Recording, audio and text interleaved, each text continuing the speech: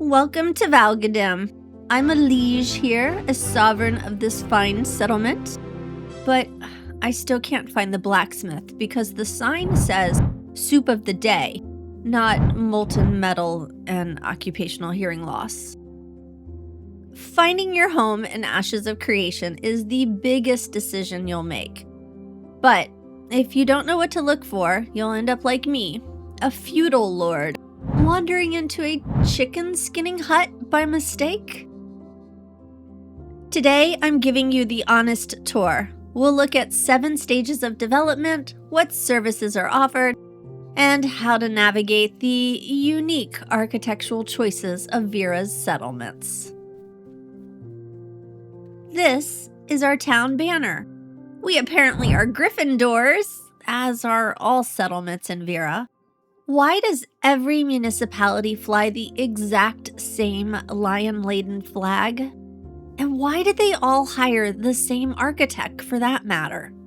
I really wanted the buildings in the settlements to reflect the areas they are located in, yet every settlement has these same early Tudor half-timbering structures.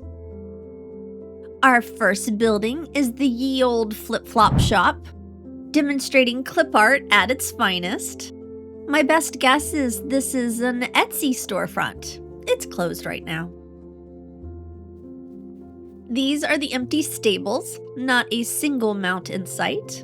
I am truly baffled by the choice to use beachwear to represent a center for equine transport. I mean, imagine trying to shovel manure or lead a panicked stallion while wearing 2 slabs of foam held on by a prayer. Our settlement doors are always open. Let's go in. Vhalgadim is a level 3 village.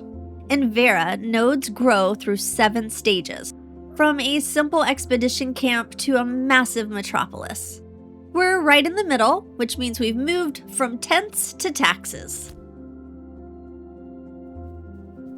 Up next is Gaston's house, a shrine to the hypermasculine.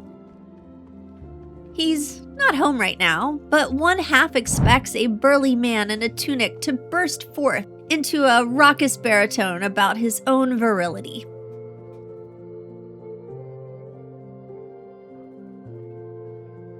Here's the marketplace. It looks exactly like every other marketplace.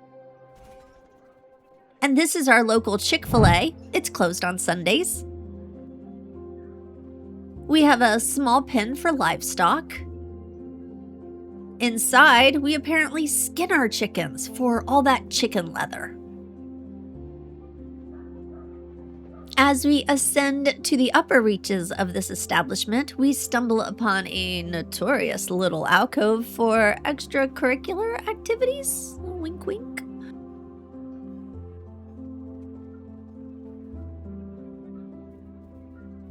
And of course, Ophelia Blackwater. She certainly gets around.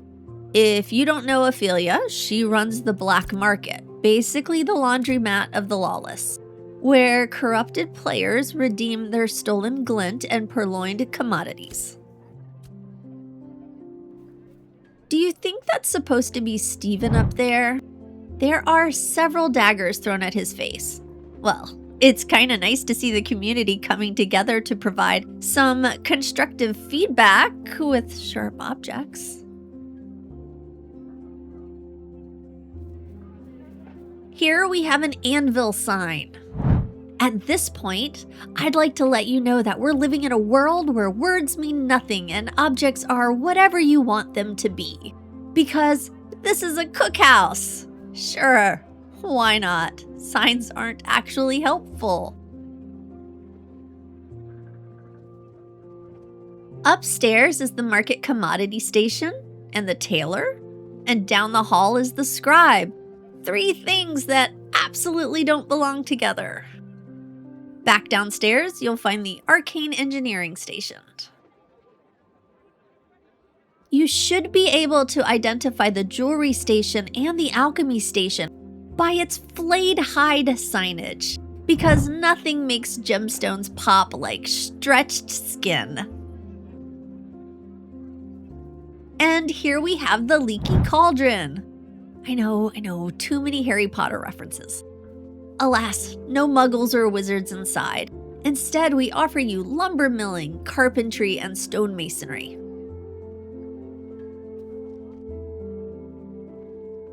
Perhaps if we ascend to the upper chambers, we might discover a few cozy nooks for the night.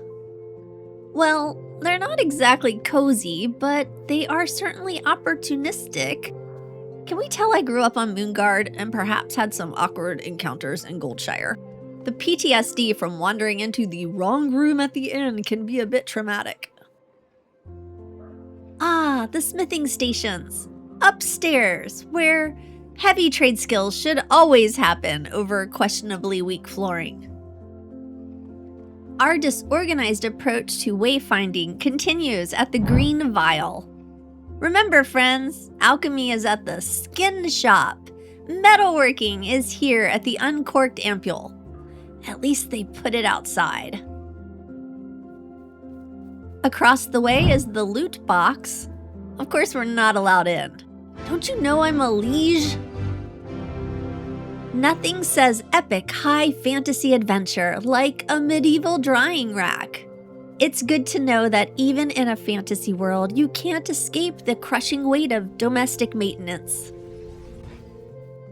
Behold, the financial epicenter of our little settlement. Take advantage of one-way mail service. And admire all the men who work here, a monoculture of masculinity. Why are all the NPCs men? There is a stifling lack of diversity here. This is our dog park. This is our super secret building. The secrets contained within these walls are so perilous that I, a liege of this village, am not permitted entry. These are where we keep our bots, a soul-crushing throng of puppets, performing the same mindless choreography over and over again. Come on, I like AFK fishing, but this is just insulting. We also offer advanced lumber milling services here.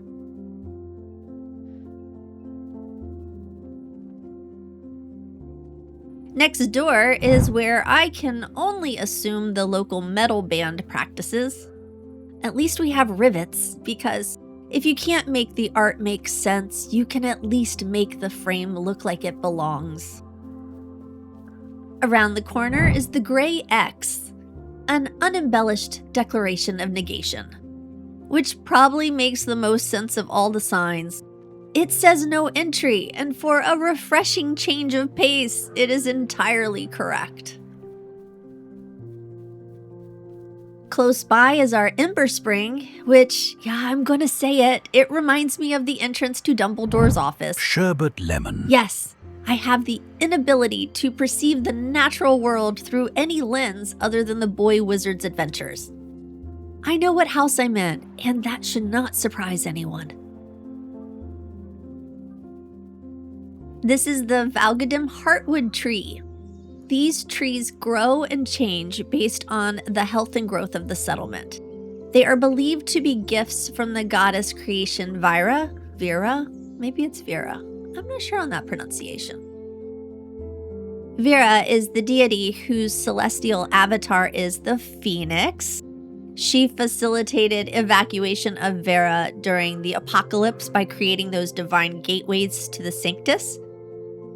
They're also very pretty trees. Here's a massive structure.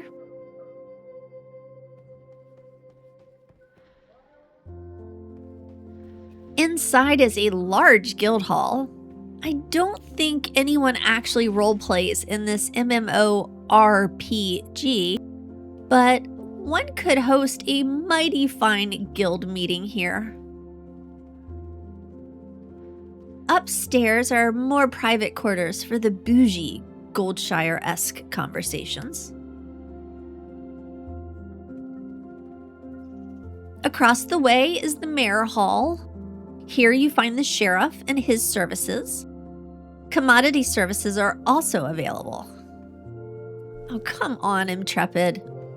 You put a bunch of dudes at the bank, and the one working woman I find is cleaning floors? Are we meant to believe that the intricacies of ledger keeping are too taxing for the fairer sex, while the drudgery of sanitation is our natural calling? You know what? Maybe I should just bug report this.